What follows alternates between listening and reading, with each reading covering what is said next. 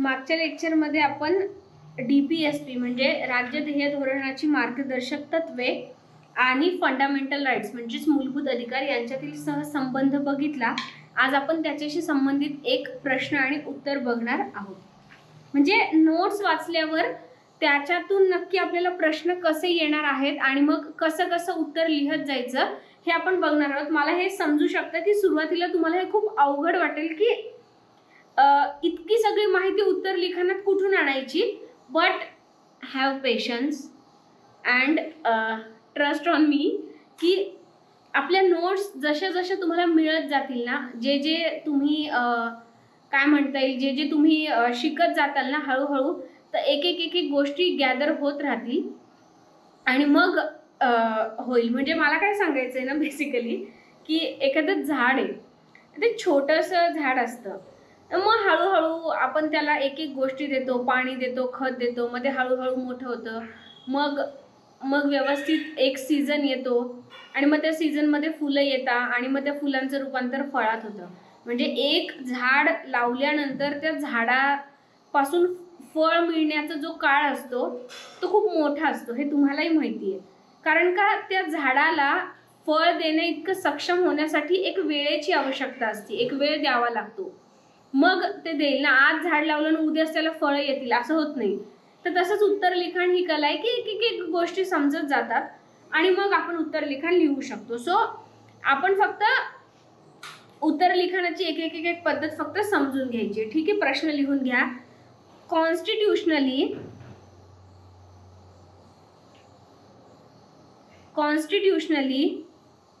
reconciling the fundamental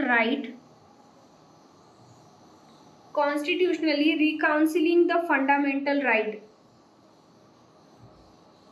with the DPSP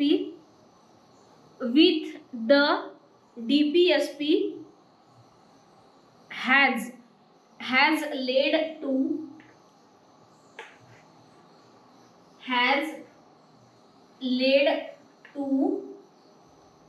frequent amendments of constitution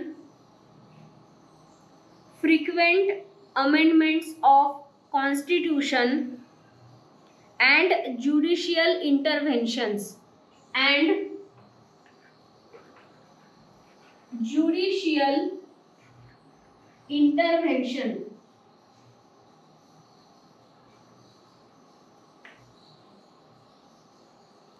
ठीक आहे, म्हणजे न्यायालयीन हस्तक्षेप। कमेंट, प्रश्न पूर्ण झाल्यावर कमेंट।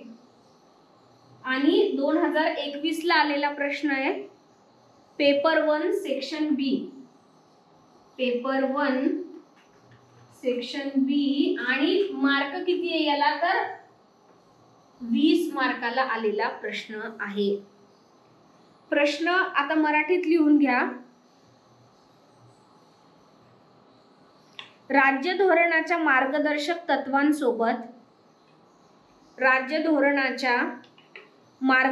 तत्वांसोबत मूलभूत अधिकारांच्या घटनात्मक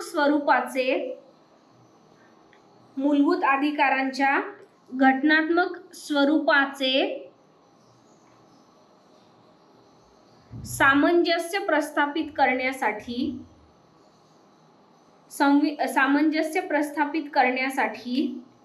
संविधानात वारंवार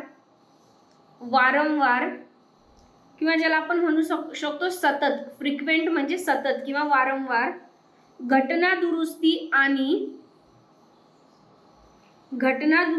आणि न्यायिक हस्तक्षेपाची, ज्युडिशियल आपण शब्द वापरलाय, न्यायिक हस्तक्षेपाची गरज भासली, टिप्पणी करा। न्यायिक हस्तक्षेपाची गरज भासली, टिप्पणी करा। ठीक आहे, आता एक वरती असं पाहिजे तर वेगळ्या रंगाच्या पेनाने लिहून घ्या की या प्रश्नामध्ये आपल्याला नक्की एक्सप्लेन काय करायचे, नक्की म्हणजे प्रश्नात काय यायचंय ते असं शॉर्ट मध्ये लिहून घ्या। 2 बाबी स्पष्ट करायच्या आहेत। म्हणजे उत्तर लिखाण म्हणजे जेव्हा तुम्ही हे उत्तर नंतर वाचताल तर तुम्हाला लक्षात येईल काय, 2 बाबी म्हणजे या प्रश्नाचं उत्तर लिखाण करताना 2 बाबी स्पष्ट करायच्या आहेत, 2 बाबी स्पष्ट करायच्या आहेत. आता हे आपण आपल्या माहितीसाठी लिहून घेतोय, हा मूळ उत्तराचा भाग नाहीये. ठीक आहे, पण तुम्ही असं वरती कंसात किंवा असं वेगळ्या रंगाच्या पेनने लिहून घ्या. 2 बाबी स्पष्ट करायच्या आहे. 1 नंबर 1 ची बाब काय या प्रश्नामध्ये आपल्याला सांगणं अपेक्षित आहे, काय काय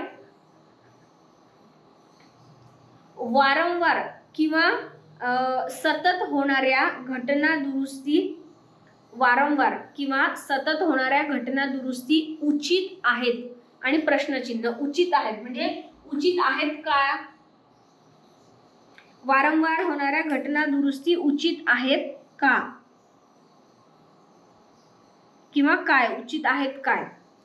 ठीक आहे, नंबर 2 सततचा न्यायालयीन हस्तक्षेप, सततचा न्यायालयीन हस्तक्षेप योग्य आहे का, योग्य आहे का. कारण प्रश्नकर्ता आपल्याला विचारतोच तसं आहे की न्यायालयाला सतत हस्तक्षेप करावा लागला आहे आणि प्रत्येक वेळी काय करावं लागलं आहे, वारंवार घटना दुरुस्ती करावी लागली आहे. मग घटना दुरुस्ती करणं कोणाचं काम आहे, संसदेचं. आणि त्याच्यामध्ये न्यायालयीन हस्तक्षेप कोण करत आहे, तर न्यायालय करते. म्हणजे हे दोघंही जे करत आहे, संसद वारंवार घटना दुरुस्ती करते आणि संसदेने जे काही घटना दुरुस्ती केली त्याचं पुनर्विलोकन न्यायालय करतंय. म्हणजेच म्हणजेच न्यायालय संसदेच्या कामात हस्तक्षेप करतंय. मग हे दोघंही जण जे करतायत ते योग्य आहे का, असा प्रश्न हे प्रश्नाच्या उत्तरात येणं अपेक्षित आहे की आपल्याला विचारता येते की हा हस्तक्षेप योग्य आहे का, आपलं मत काय हे ते विचारताय. आणि पुढे लिहा, हे सिद्ध करण्यासाठी म्हणजे प्रश्नात अजून आपल्याला काय लिहायचंय, हे सिद्ध करण्यासाठी म्हणजे हे जर समजा आपण हे म्हणतोय की न्यायालय पण बरोबर आहे आणि संसद पण बरोबर आहे, संसद घटना दुरुस्ती करतंय ते बरोबर आहे संसदेचं आणि न्यायालय त्याच्यात हस्तक्षेप करतोय हे न्यायालयाचं पण बरोबर आहे. मग जर आपण म्हणत असू की हो हे योग्य आहे, तर कशाच्या आधारावर आपल्याला ते मत मांडावं लागेल, तर ते लिहून घ्या. हे सिद्ध करण्यासाठी शासनाचा किंवा संविधानाचा सिद्धांत काय सांगतो हे आपल्याला उत्तर लिखाणात स्पष्ट करायचं आहे. शासनाचा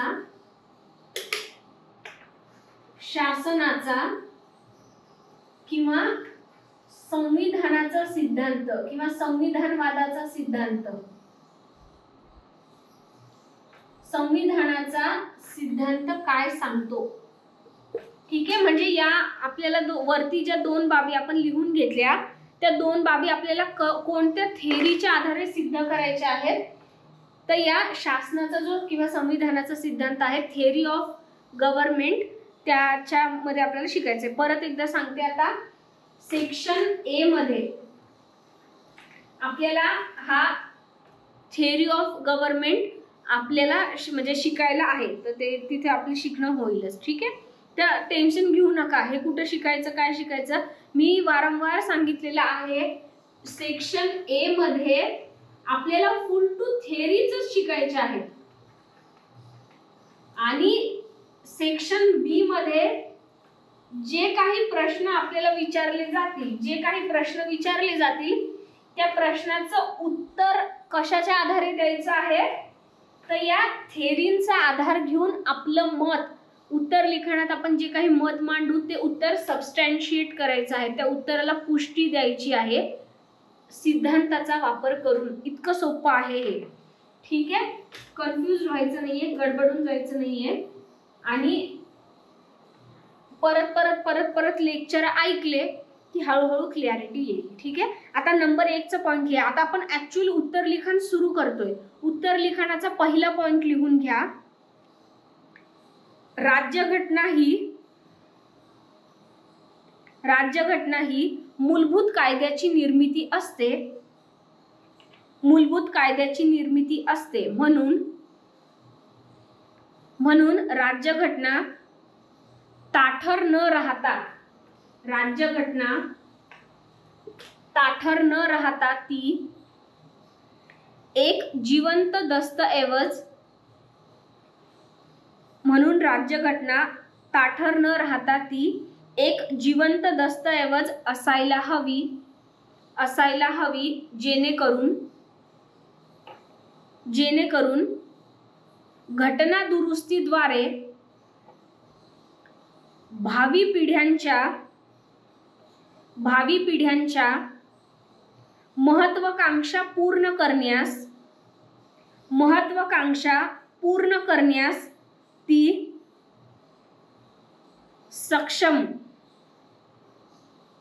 सक्षम किंवा त्याला दुसरा शब्द औचित्यपूर्ण ठरेल. भावी पिढ्यांच्या महत्वाकांक्षा पूर्ण करण्यास ती सक्षम किंवा औचित्यपूर्ण ठरेल. आता हे आहे आपण प्रश्नाचं उत्तराचं पहिलं काय म्हणता येईल इंट्रोडक्शन किंवा वाक्य लिहिलं. आता वरची जी टीप आहे 2 बाबी स्पष्ट करायच्या त्या आपण तुम्ही ज्या रंगाच्या पेनाने लिहून घेतलं त्या रंगाच्या पेनाने खाली असं कंसात लिहून घ्या की या पहिल्या पॉइंट मध्ये आपण काय सांगितलंय. बेसिकली तर राज्यघटनेमध्ये घटना दुरुस्ती का महत्वाची आहे याचं महत्व आपण इथे सांगितलं आहे. कारण आपल्याला प्रश्नात हे विचारलेलं आहे की राज्यघटनेमध्ये घटना दुरुस्ती करणं योग्य असतं का. तर आपण पहिल्याच वाक्यात राज्यघटनेमध्ये घटनेमध्ये दुरुस्ती करण्याचं महत्व सांगितलेलं आहे की राज्यघटना ही एक जिवंत दस्तऐवज असली पाहिजे जेणेकरून काळानुसार त्याच्यामध्ये बदल करता येतील. ठीक आहे. उत्तर लिखाणाच्या स्टेप्स इथे आपण समजून घ्यायच्या आहेत. ठीक आहे. म्हणून खाली तुम्ही असं लिहून घ्या की या वाक्याद्वारे आपण राज्यघटनेमध्ये घटना दुरुस्ती करण्याचं महत्व स्पष्ट केलं आहे. ठीक आहे. आता उत्तर दुसरा पॉइंट लिहा. उत्तराचा दुसरा पॉइंट काय आहे. वास्तवात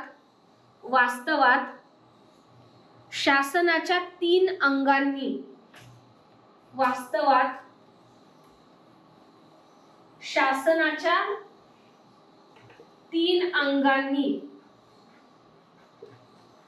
एकमेकांमध्ये किंवा एकमेकांच्या कामात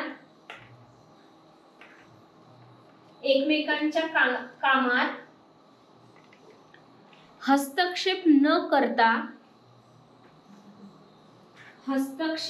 करता संतुलन आणि सामंजस्य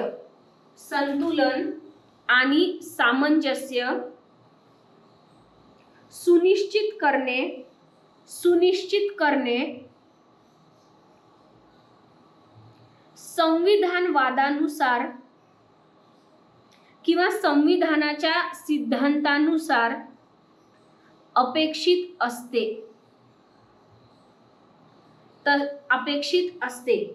वास्तवात शासनाच्या 3 अंगांनी एकमेकांच्या कामात हस्तक्षेप न करता संतुलन आणि सामंजस्य सुनिश्चित करणे संविधानवादानुसार अपेक्षित असते. फुल स्टॉप. आणि त्याच्यातच कंटिन्यू लिहा. तथापि काही वेळी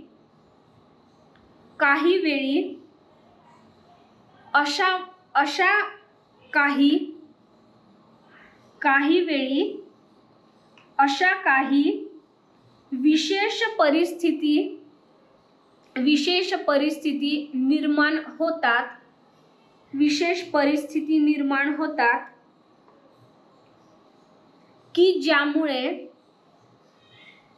ज्यामुळे हे संतुलन अबाधित राखणे शक्य होत नाही.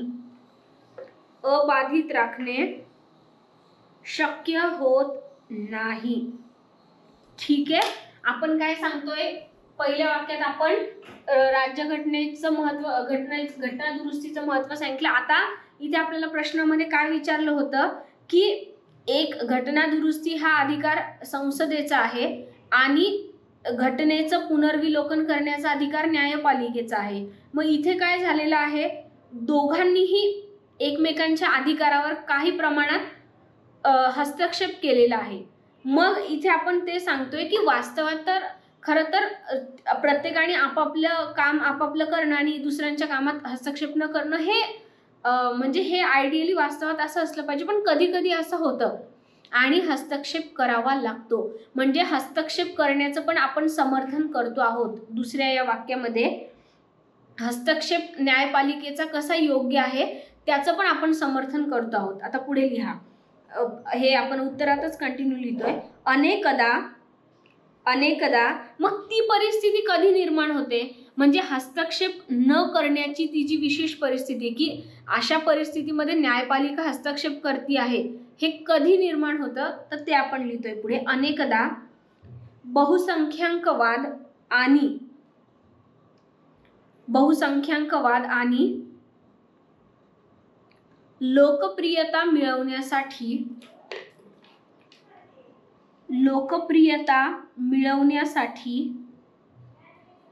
कार्यकारी मंडळ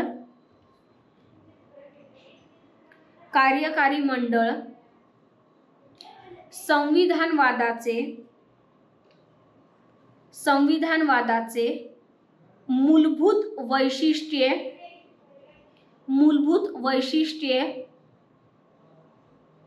वाकवताना दिसतात.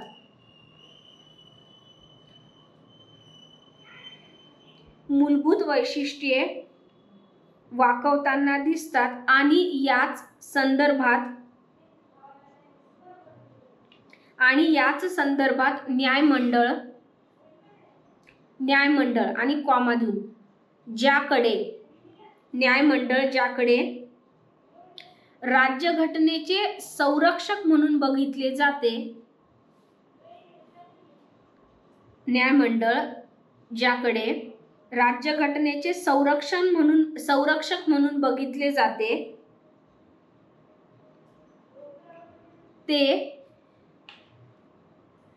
ते लिखित राज्यघटना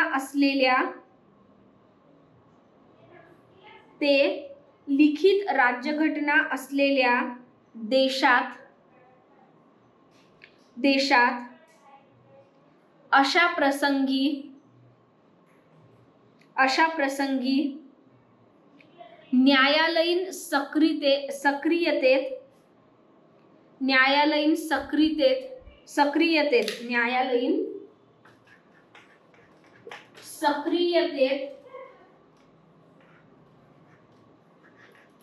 परिणित होतात. म्हणजे त्याचा परिणाम न्यायालयीन सक्रियतेत होतो, परिणित होतात.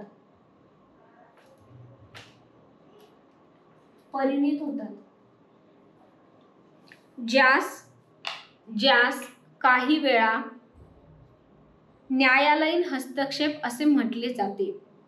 ज्यास काही वेळा न्यायालयीन हस्तक्षेप असे म्हटले जाते. ठीक आहे, आलं लक्षात की कार्यकारी मंडळ म्हणजे कोण? अर्थातच सरकार, कुठल्याही देशाचं सरकार. सरकारला काय असतं? निवडणुका जिंकायच्या असतात आणि निवडणुका जिंकायच्या असतात. त्यामुळे सरकार काय करतं, जे बहुसंख्याक लोक आहेत त्या लोकांना आपल्याकडे आकर्षित करण्यासाठी अशा काही घोषणा करतात की ज्याच्यामुळे जे संविधानाचं मूलभूत वैशिष्ट्य असतं कुठेतरी त्याला तडा जाण्याची भीती असते. आणि मग कारण का संविधान रक्षणाची जबाबदारी कुणाला दिलेली आहे तर न्यायपालिकेला दिलेली आहे. मग अशा वेळी काय करतो, न्यायालय ऍक्टिव्ह होतं, न्यायालय सक्रिय होतं आणि मग त्याला म्हटलं जातं न्यायालयीन हस्तक्षेप. ठीक आहे, आणि हे कोणत्या देशात घडतं? ज्या देशामध्ये राज्यघटना लिखित राज्यघटना आहे. म्हणजेच त्या देशामध्ये राज्यघटना लिखित असणं म्हणजे त्याचा अर्थ काय होतो की प्रत्येकाचे अधिकार स्पष्ट असणं, की न्यायपालिकेला हे अधिकार आहे, कार्यकारी मंडळाला हे, कायदेकारी मंडळाला हे, प्रत्येकाचे अधिकार, शासनाच्या प्रत्येक अंगाचा अधिकार, प्रत्येक जो शासनाचा भाग आहे त्या प्रत्येकाचे अधिकार लिखित राज्यघटनेमध्ये स्पष्ट असतात, स्पष्ट नमूद केलेले असतात. ठीक आहे, पुढे लिहा नंबर 3चा पॉइंट.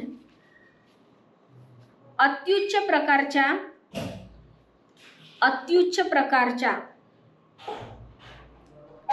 न्यायालयीन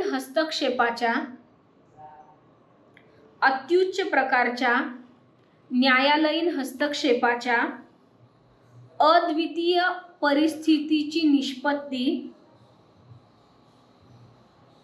न्यायालयीन हस्तक्षेपाच्या अद्वितीय परिस्थितीची निष्पत्ती मूलभूत संरचनेसारख्या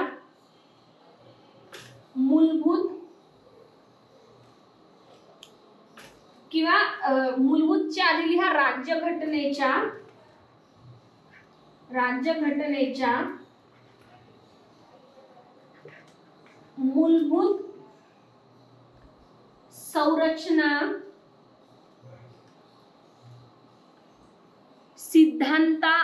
सिद्धांतासारख्या मूलभूत संरचना सिद्धांतासारख्या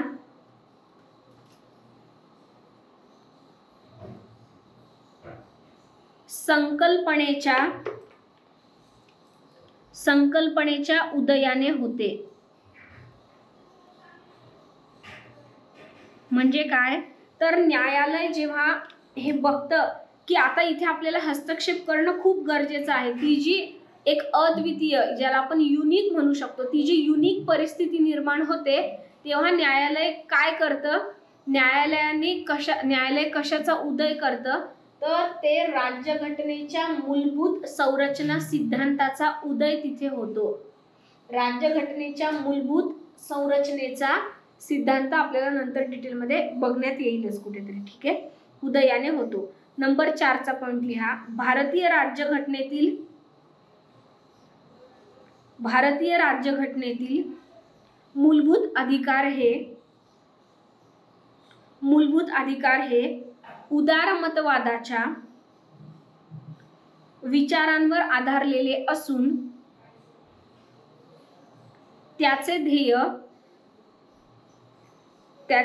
राजकीय लोकशाही प्रस्थापित करणे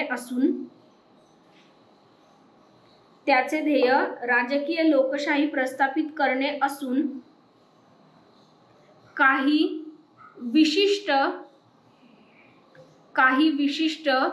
मूलभूत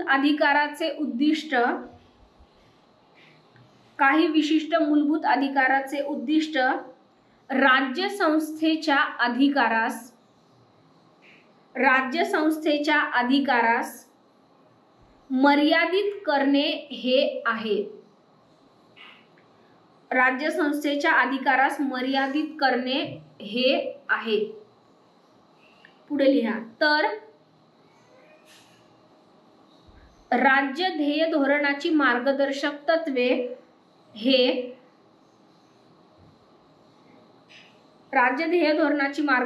तत्वे हे म्हणजेच DPSP हे लोकशाहीवादी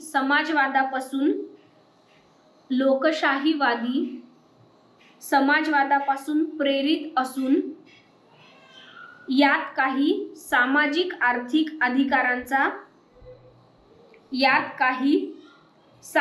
आर्थिक अधिकारांचा समावेश होतो, ज्यांचे ध्येय सन्मानाचे जीवन किंवा प्रतिष्ठेचे जीवन देणे हा आहे.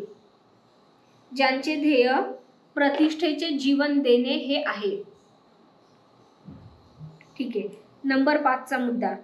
हे मूलभूत अधिकार आणि मार्गदर्शक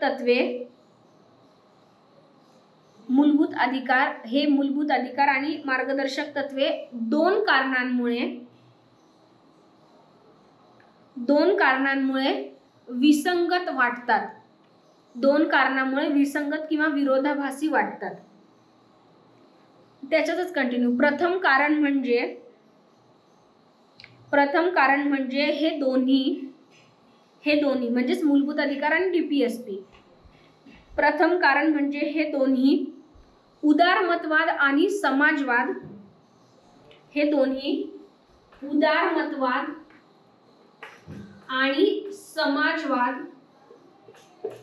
या दोन विरुद्ध विचारधारांच्या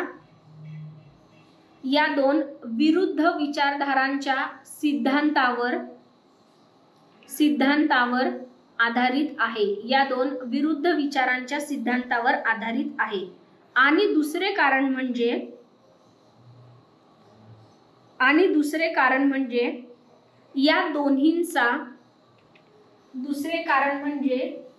या दोन्हींचा वैधानिक दर्जा किंवा कायदेशीर दर्जा, वैधानिक दर्जा ज्यानुसार मूलभूत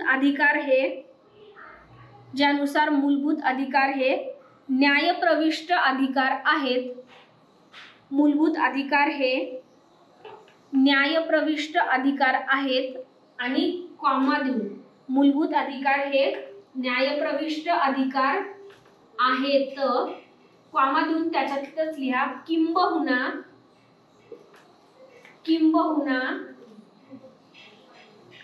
न्यायप्रविष्टतेचा अधिकार, किंबहुना न्यायप्रविष्टतेचा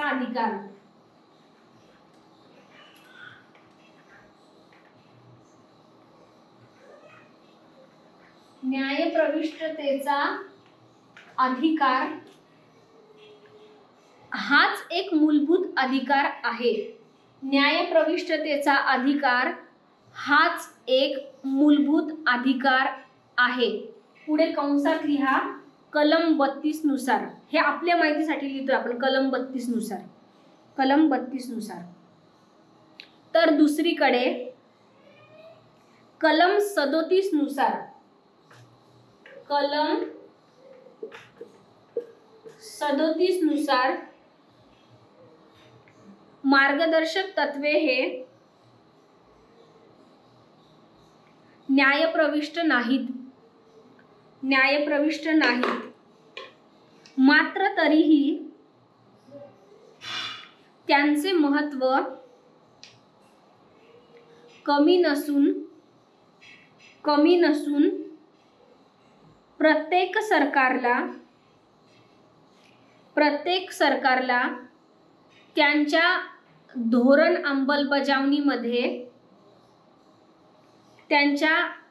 अंमलबजावणीमध्ये यांचा समावेश करावाच लागतो.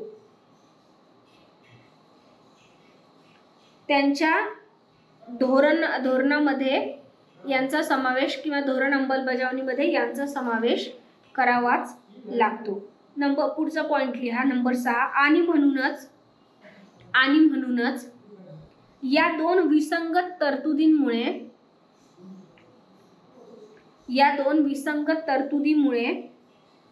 कायदेशीर लढाईस तोंड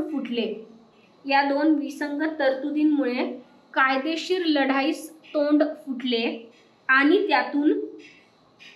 आणि त्यातून संविधानामध्ये निरंतर घटना दुरुस्ती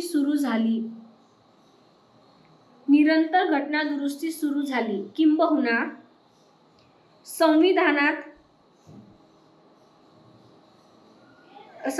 किंवा घटनेच्या अंमलबजावणीच्या प्रथम वर्षातच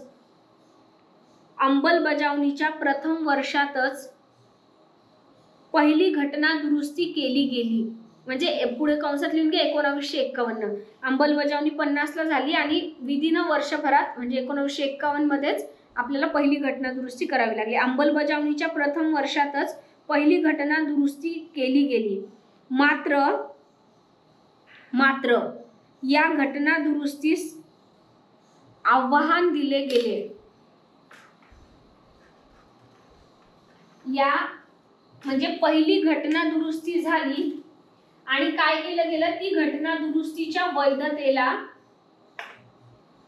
फर्स्ट घटना दुरुस्ती आणि मग याला काय केलं गेलं, आव्हान दिलं गेलं. ठीक आहे. ज्यातून आव्हान दिले गेले, पहिली घटना दुरुस्ती केली गेली, मात्र या घटना दुरुस्तीस आव्हान दिले गेले. कॉमा देऊन त्याच्यातच लिहा ज्यातून परत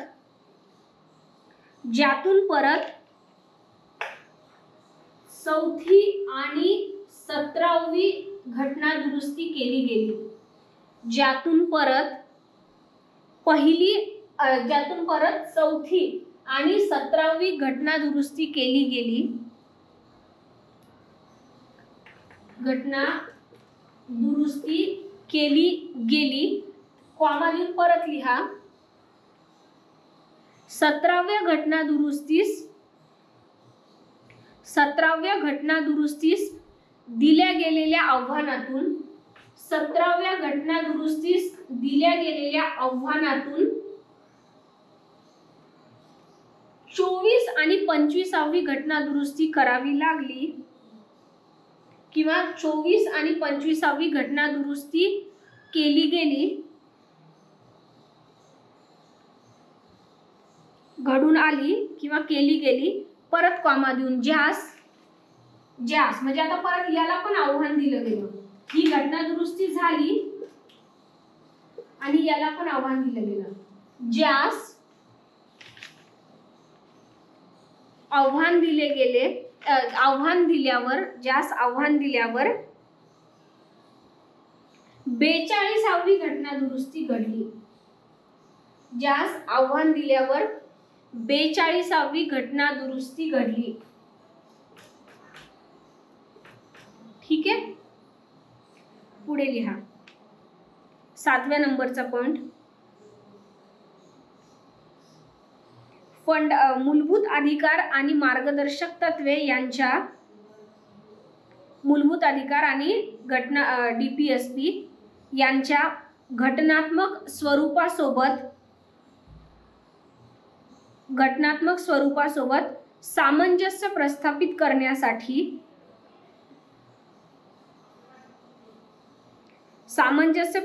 करण्यासाठी भारतीय राज्यघटनेचा अंतिम अन्वयार्थ लावणे ज्यांच्या कार्यक्षेत्रात आहे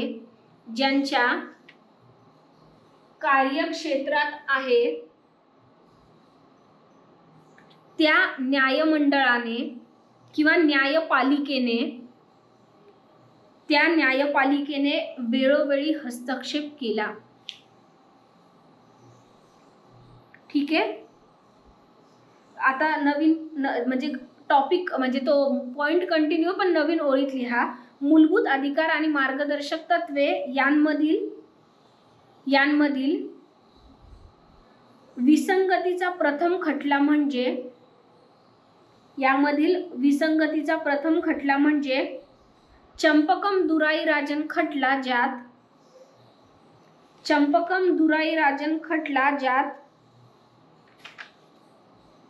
आरक्षणाच्या धोरणास कलम 13 मध्ये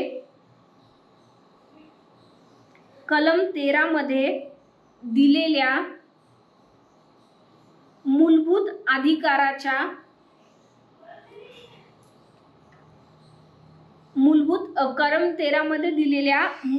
अधिकाराचे उल्लंघन या आक्षेपाच्या आधारे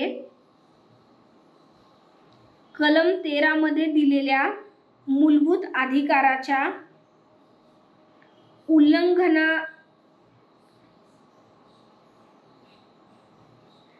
कलम 13 द्वारे दिलेल्या मूलभूत अधिकाराचे उल्लंघनाच्या आक्षेपाच्या आधारे आव्हान दिले गेले. याचे निराकरण करताना सर्वोच्च न्यायालयाने असे सुचवले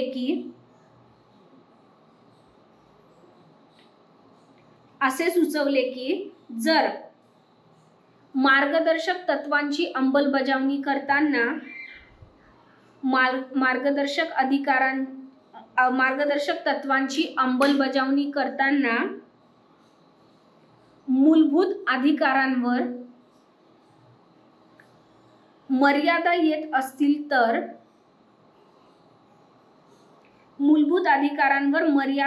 असतील तर असा बदल करता वेळेस मार्गदर्शक तत्वाची अंमलबजावणी करताना मूलभूत अधिकारांवर मर्यादा येत असेल तर असा बदल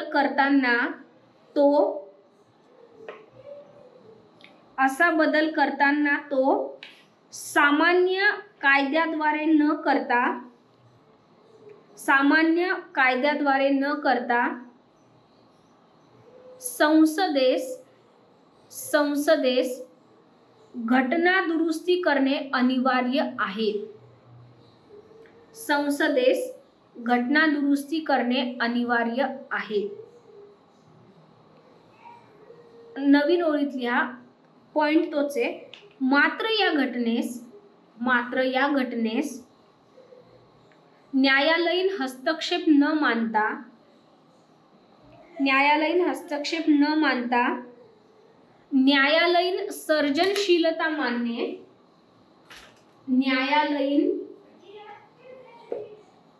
सर्जनशीलता मान्य सर्जनशीलता म्हणजे क्रिएटिव्हिटी. न्यायालयीन सर्जनशीलता मानणे जास्त उचित ठरेल, जास्त योग्य, जास्त उचित ठरेल,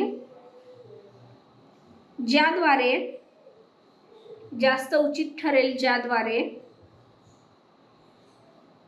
मार्गदर्शक तत्वांची अंमलबजावणी करणे,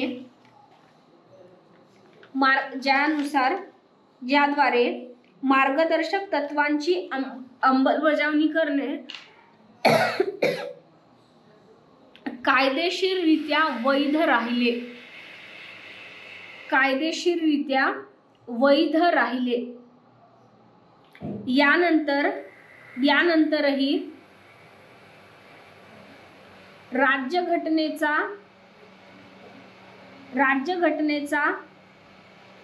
रक्षणकर्ता किंवा राज्यघटनेचे रक्षणकर्त्या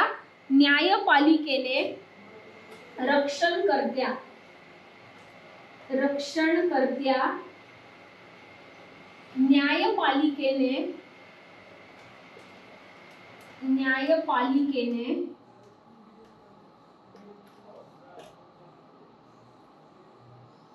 शंकरी प्रसाद खटला न्यायपालिकेने शंकरी प्रसाद खटला 1951 म्हणजे पुढे कंसात त्याचं साल लिहून घ्या. कॉमा देऊन गोलकनाथ खटला 1967.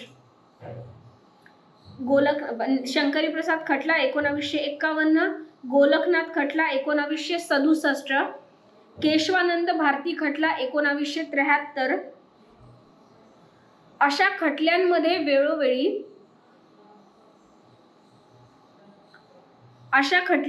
वेळोवेळी मूलभूत हक्क आणि मार्गदर्शक तत्व यांच्यातील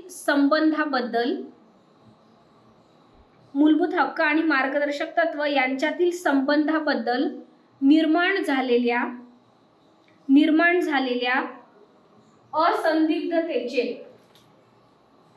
जी काही संदिग्धता होती त्या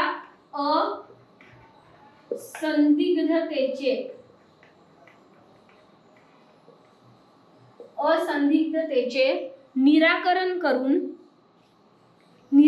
करून अंतिमतः 1980च्या मिनर्वा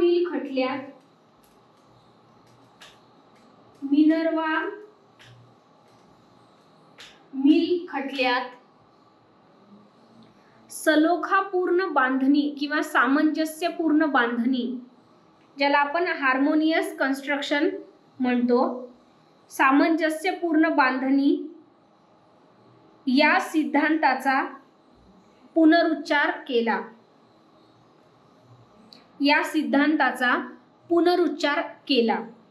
फुल स्टॉप आणि नवीन वाक्यात शेवटचं वाक्य लिहितोय आपण. म्हणून असे म्हणणे उचित ठरेल की